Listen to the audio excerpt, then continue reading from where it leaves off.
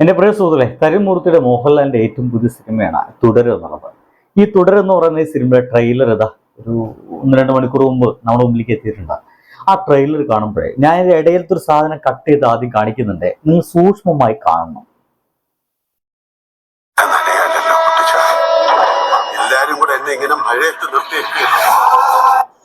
സുഹൃത്തുക്കളെ, നിങ്ങൾ കണ്ടിട്ടില്ലെങ്കിൽ ഞാൻ ഒന്നുകൂടി കാണിക്കാം.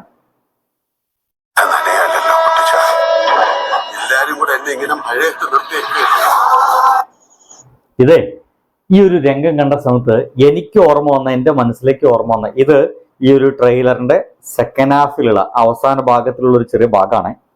എനിക്ക് ഈ ഒരു മുഖം കണ്ടപ്പോൾ എനിക്ക് ഓർമ്മ വന്നൊരു സിനിമ ഭ്രമരം എന്ന് പറയുന്ന സിനിമയാണ്. അതിലുണ്ട് മോഹൻലാലിന് ഇങ്ങനത്തെ ഒരു പ്രത്യേക തരത്തിലുള്ള ഭാവമുണ്ട്, മെന്റിലാകെ തകർന്നു പോകുന്നത്. നമ്മളെല്ലാവരും വിചാരിച്ചിട്ടത് തുടരെന്ന് പറയുന്ന സിനിമ ശോഭന അഭിനയിക്കുന്നുണ്ട്. പഴയ കാലത്ത് ശോഭനയുടെയും മോഹൻലാലിന്റെ ഫോട്ടോ വെച്ചിട്ടാണ് തുടരെന്ന് പറയുന്ന സിനിമ ട്രെയിലറിന്റെ കമ്പനിയിലൊക്കെ അവർ ക്രിയേറ്റ് ചെയ്തിട്ട് ഭയങ്കര ഭംഗിയുണ്ട് കാണാൻ. എല്ലാവരും വിചാരിച്ചത് ഇതൊരു ഫാമിലി ഡ്രാമ ആയിരിക്കും, ഫണ്ണി ആയിട്ടുള്ള രസകരമായ ഒരു ഫാമിലി ഡ്രാമ ആയിരിക്കും. അല്ല കേട്ടോ. ഈ ട്രെയിലറിന്റെ അവസാനം എത്തുമ്പോൾ നമുക്ക് മനസ്സിലാവും. എന്തായാലും ട്രെയിലർ ഒന്ന് കണ്ടുനോക്കൂ. പണ്ട് എന്നെ കണക്ക് പഠിപ്പിച്ചൊരു സാറുണ്ട്. നമ്മളൊരു ഫ്രീ പീരീഡ് നോക്കിയിരിക്കുമ്പോൾ അയാൾ എവിടെന്നെങ്കിലും കയറി വരും. അടിച്ചാലും കുളിച്ചാലും ഉത്തരം കിട്ടാത്തൊരു ചോദ്യവും. ഉത്തരം കിട്ടൂല, പുറത്തു നിർത്തും, നാണവും കെടുത്തും. അതിന് നീ ഏത് സ്കൂളിൽ പഠിച്ചേക്കുന്നത്?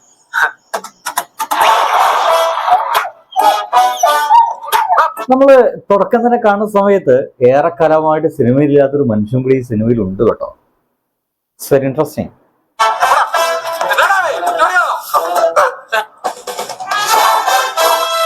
ശോഭന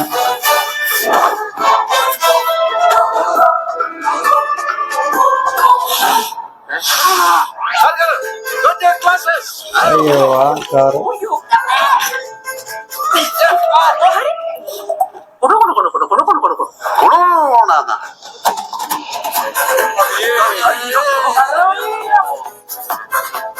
ആ താടി തൊട്ട കൈ ഞാൻ വെട്ടു. അന്ന അണ്ണ ഇങ്ങനെ താടിയും വളർത്തി അയ്യോ ഭാവം കളിച്ചതാടാ. അത് ഏറെക്കാലമായിട്ട് ഈ മോഹൻലാലിന്റെ താടിക്കൊരു വലിയ വിഷയമുണ്ട്. മോഹൻലാൽ ആ ഒരു പരീക്ഷണത്തിന്റെ ഭാഗമായിട്ട് മുഖത്തിൽ അഭിനയം മുഴുവൻ പോയിട്ടുണ്ട്. അതുകൊണ്ട് ഇനി താടി ജന്മത്തിൽ എടുക്കൂല എന്നൊക്കെ ഉള്ളൊരു വർത്താനൊക്കെ ഉണ്ടല്ലോ. അവർക്കുള്ളൊരു ഉത്തരമായിട്ടാണ് എനിക്കിത് തോന്നുന്നത്. എന്റെ താടിയിൽ എന്നാടാ പ്രശ്നം എന്നൊക്കെ ചോദിക്കുന്നത്. ഇറ്റ്സ് വെരി മൂപ്പര പഴയ സ്റ്റൈലൊക്കെ കൊണ്ടുവന്നിട്ടുണ്ട്.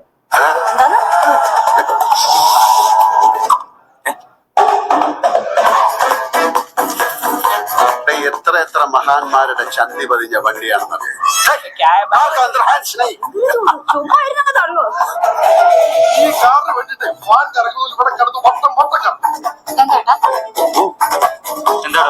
എന്റെ വണ്ടിയുടെ കാര്യം തരൂല സാർ, എന്റെ കാറ് കിട്ടൂല.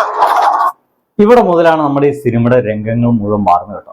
ഈ ട്രെയിലറിൽ തന്നെ കാണിച്ചു തരുന്നുണ്ട്. ഇതൊരു ഫാമിലി ഡ്രാമയല്ല. പിന്നെ അറിയാതെ തന്നെ പറഞ്ഞു പോയ മോഹൻലാലിന്റെ വായതിന് വീണു പോയത് ഇത് നമ്മുടെ ദൃശ്യം മോഡലൊരു സിനിമയാണെന്ന് പറഞ്ഞു പോയിട്ടുണ്ട്. അങ്ങനെയാണെങ്കിൽ ഇതൊരു ക്രൈം ത്രില്ലറാണ്. ഇതിൽ ക്രൈമിന്റെ ഒരു സൂചന കാണിക്കുന്നില്ല. പക്ഷേ മോഹൻലാൽ എന്ന് പറയുന്ന ഈ ഒരു വ്യക്തിക്ക് ഈ കാറ് കിട്ടിക്കഴിഞ്ഞാൽ സംഗതി വളരെ പ്രശ്നമാണ് ശോഭന പറയുന്നുണ്ട്. ശോഭന ഭാര്യയായിരിക്കും. ശോഭന പറയുന്നുണ്ട് മോഹൻലാല് അദ്ദേഹത്തിന് കാറ് കിട്ടിക്കഴിഞ്ഞാൽ പിന്നെ ആകെ പ്രശ്നമാണ്, അതുകൊണ്ട് മൂപ്പർക്ക് കാറ് കിട്ടാതിരിക്കുക നല്ലത്. എന്താണ് കാറ് കിട്ടിയാൽ പ്രശ്നം? എന്തായാലും കാറാണ് ഇതിലത്തെ ഒരു മെയിൻ വിഷയം. തുടക്കം മുതൽ ആ കാറിനോടുള്ള സ്നേഹം കാണിക്കുന്നുണ്ട്. കാറിനെ കഴുകി വൃത്തിയാക്കി അതിൻ്റെ ഇടയ്ക്ക് വന്നിട്ട് ഈ പട്ടിയൊന്ന് മൂത്ര വയ്ക്കുമ്പോൾ ഓടിച്ചു വിടുന്നു. അങ്ങനെ കുറെ രംഗങ്ങളൊക്കെ റീക്രിയേറ്റ് ചെയ്തിട്ടുണ്ട്. എന്തായാലും കാറുമായി ബന്ധപ്പെട്ട ഒരു വിഷയമെന്നൊക്കെ ഒന്ന് വിചാരിക്കേണ്ടി വരും. കാറ് കാണാതാവുന്നുണ്ട്. പിന്നീട് കാറ് പോലീസ് സ്റ്റേഷനിൽ എത്തുന്നുണ്ട്. അത് തിരിച്ച് കിട്ടാൻ വേണ്ടിയിട്ട് കുറെ കഷ്ടപ്പെടുന്നുണ്ട്. പക്ഷെ ഇനി അങ്ങോട്ടുള്ള രംഗങ്ങളിലേക്ക് എന്തൊക്കെയോ നിഗൂഢതകൾ ഒളിപ്പിച്ചു വെച്ച രീതിയിലാണ് കൊണ്ടുപോകുന്നത്. മോഹൻലാലിന്റെ ഭാവാഭിനയം എവിടെയും പോയിട്ടില്ല എന്നൊക്കെ എനിക്ക് തോന്നിപ്പോകുന്നുണ്ട്.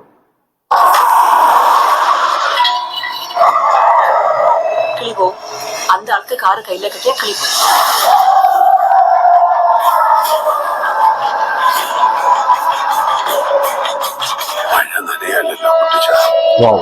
എല്ലാരും കൂടെ എന്നെ ഇങ്ങനെ മഴയത്ത് നിർത്തിയേക്ക്. ഇവിടെയാണ് സംതിങ് പ്രോബ്ലമാറ്റിക് എന്ന് ഞാൻ പറഞ്ഞത്. പിന്നീട് കാണിക്കുന്ന തെയ്യ രംഗങ്ങളാണ്. എല്ലാരും കൂടി എന്നെ മഴയത്ത് നിർത്തിക്കല്ലേ എന്നൊക്കെ പറയുന്ന രംഗങ്ങൾക്ക് ഭ്രമരത്തിൽ അവസാന രംഗത്തിലൊക്കെ മോഹൻലാലിന് മെന്റലി ആകെ തകർന്നു പോണ സമയത്ത് ലാലേട്ടൻ അങ്ങനത്തെ ഒരു പ്രത്യേക രീതിയിലൊക്കെ മുഖം പിടിക്കുന്നുണ്ട്. അതേപോലത്തെ ഒരു ഭാവ വ്യത്യാസങ്ങളൊക്കെ ചുമ്മാ ഇതിലേക്ക് നോക്കുമ്പോൾ എനിക്ക് തോന്നിപ്പോകുന്നുണ്ട്. നിങ്ങൾക്കോ? ഒന്നുകൂടെ പോയി കണ്ടോക്കുന്നു വൃത്തിയായിട്ട്. ബൈ.